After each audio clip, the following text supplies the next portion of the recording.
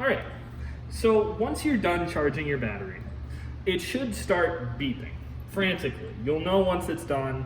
You can press stop on the program and unclip the battery.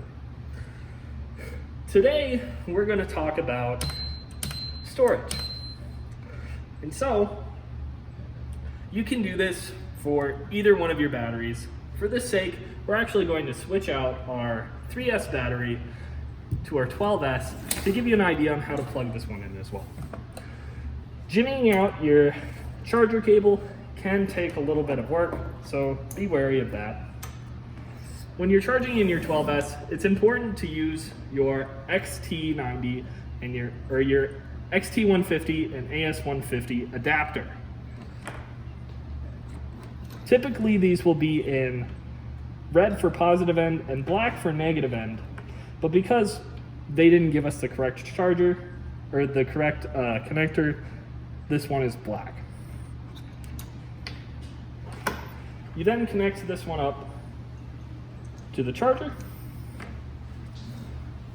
cycle your battery or cycle your program over to storage, hit enter to start focusing specifically on which amperage you want.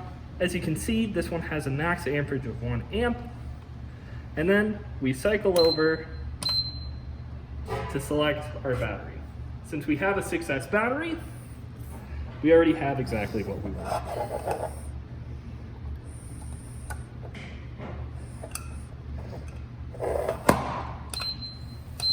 We go ahead and hold enter.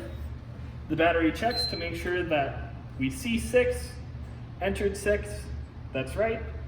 So we confirm, and now it attempts to store.